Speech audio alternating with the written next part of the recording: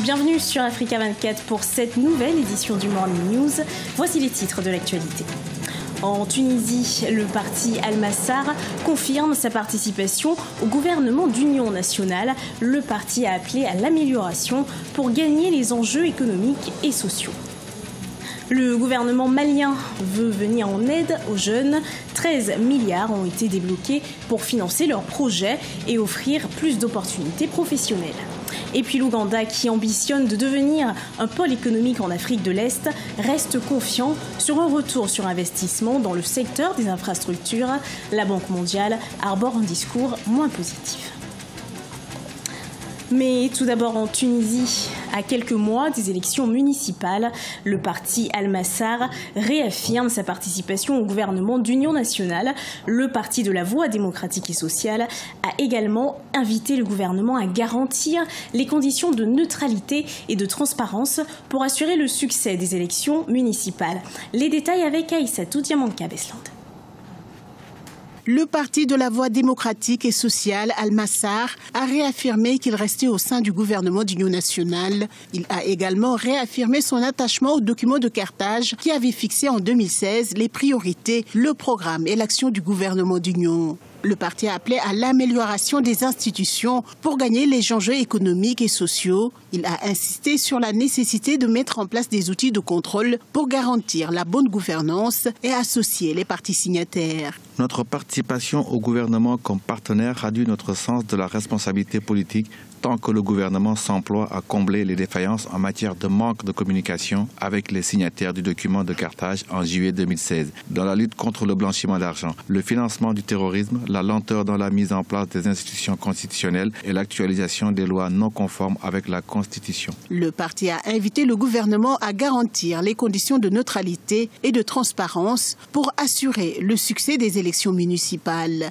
des élections qui auront lieu le 6 mai 2018. Je crois que la décision d'Al-Massar, après toutes les conversations, s'il décide de rester dans le gouvernement en mettant l'accent sur l'engagement politique qu'il a pris, je crois que c'est une très bonne initiative dans la mesure où la Tunisie est arrivée à un niveau où il faut véritablement faire abstraction de toutes les divergences et se retrouver autour de l'essentiel pour pouvoir reconstruire leur pays. A rappelé que le ministre de l'Agriculture, des Ressources hydrauliques et de la Pêche, Samir Betaïb, représente le parti Al-Massar au gouvernement d'union nationale.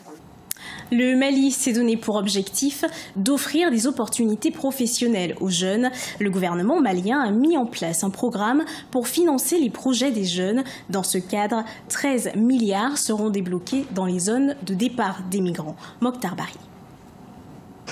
Le Mali est connu pour être un pays d'immigration. La diaspora malienne est estimée entre 4 et 6 millions à travers le monde. Après l'épisode de la vente des migrants africains en Libye, le naufrage de 48 Maliens dans les larges des côtes libyennes, le ministère des Maliens de l'Extérieur et de la Solidarité africaine accentue son projet d'appui aux initiatives de prévention et lutte contre la migration irrégulière. Pour convaincre les jeunes à la quête de l'Eldorado, le gouvernement malien a investi 13 milliards pour financer des micro-projets dans les zones de départ des migrants. Ces opportunités d'emploi sont vraiment réelles. Donc, tous les jours, nous avons des projets qui nous parviennent. Et chaque année, le gouvernement met en tout cas un montant au niveau du ministère ici pour financer des projets, des mini-projets. Et il y a aussi des projets qui sont financés au niveau du ministère de l'Emploi, aussi au ministère de l'Agriculture. Il y a beaucoup d'autres ministères qui interviennent. Et les partenaires également nous aident à financer beaucoup de projets dans ce sens.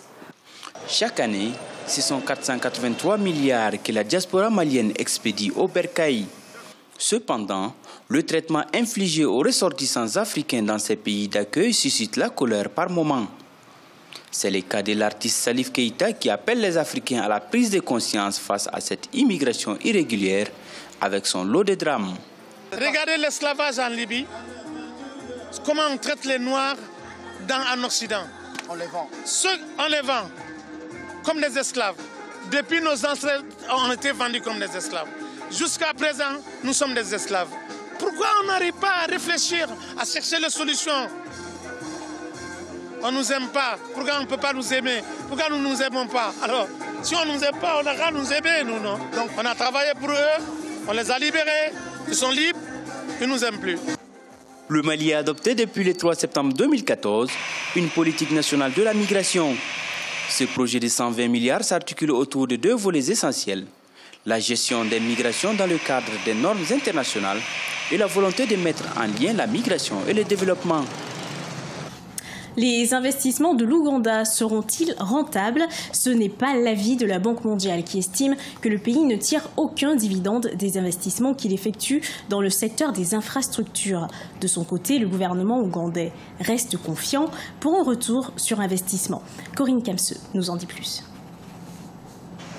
Dans son discours sur le budget national 2016-2017, le ministre ougandais des Finances, Matia Kazaija, avait annoncé que le gouvernement donnait la priorité au financement de projets d'infrastructures stratégiques dans les domaines des transports, de l'énergie et des technologies de l'information et de la communication. Cependant, au cours du 4e forum de partenariat national qui s'est tenu le 8 février 2018 à Kampala, Christine Amalbek-Calvo, directrice de la Banque mondiale en Ouganda, a émis des réserves quant à la qualité de l'exécution et la rentabilité de ces projets d'infrastructure.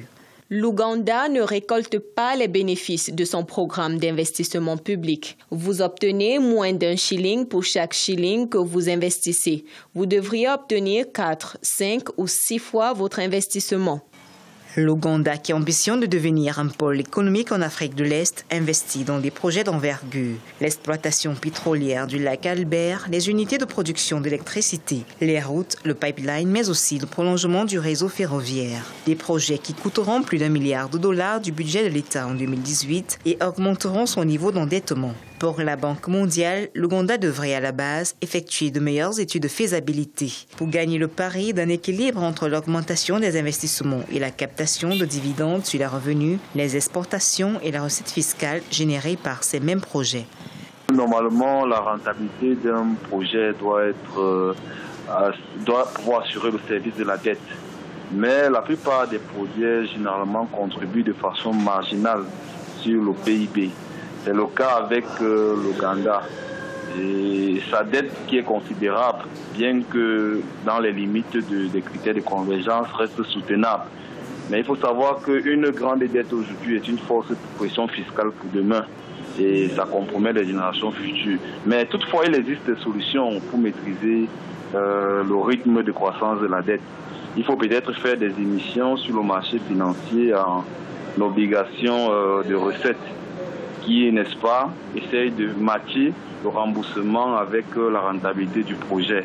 Selon la Banque mondiale, la dette publique ougandaise devrait atteindre un pic de 44% du PIB entre 2020 et 2021 contre 35% entre 2015 et 2016. Le gouvernement ougandais se veut plus confiant. Avec un retour sur investissement attendu du secteur pétrolier, couplé à une meilleure intégration régionale facilitée par son pipeline, ce niveau d'endettement sera gérable et la croissance de Kampala pourrait atteindre les 6% à moyen terme. Un jeune Égyptien de 18 ans s'improvise batteur pour le bonheur des habitants de son village. N'ayant pas les moyens de s'offrir une vraie batterie, il utilise des boîtes de conserve qu'il récupère dans la rue. Le jeune homme organise des concerts sur le toit d'un immeuble. Regardez ce sujet de la rédaction. En Égypte, dans un village au nord-est du Caire, un musicien autodidacte, Oussama Cham, fait le bonheur des habitants de son village.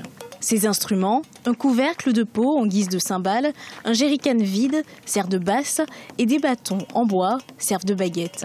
L'adolescent, ne pouvant pas se payer une véritable batterie, a décidé de récupérer des objets usagés en métal et des conteneurs pour créer une batterie. Je n'ai pas les moyens de me payer une batterie, mais j'aime énormément cet instrument. Je suis allé à plusieurs mariages où il y avait de la batterie. Tous les jours, sans exception, je joue un peu. Son amour de la batterie a commencé à l'âge de 10 ans après avoir vu un batteur jouer lors de mariages. Depuis, Oussama a progressé en regardant les batteurs sur Internet et dans les mariages. Le succès est au rendez-vous. Les enfants de son village se réunissent sur le toit d'un immeuble pour assister au concert pour le moins atypique du jeune musicien de 18 ans. En fait, ce sont des boîtes de conserve de margarine qu'il trouve dans les rues et qu'il récupère pour composer sa batterie. Il travaille avec ce qu'il a, mais s'il peut avoir plus, il fera plus, car il a un atout, il peut improviser. L'adolescent est devenu célèbre dans son village après la diffusion d'une vidéo le montrant en train de jouer de la batterie sur les réseaux sociaux. Osama Sams a pour rêve de pouvoir un jour s'offrir une vraie batterie. Fin de ce journal, merci de l'avoir suivi. Retrouvez dans un instant une nouvelle édition de l'information sur Africa 24.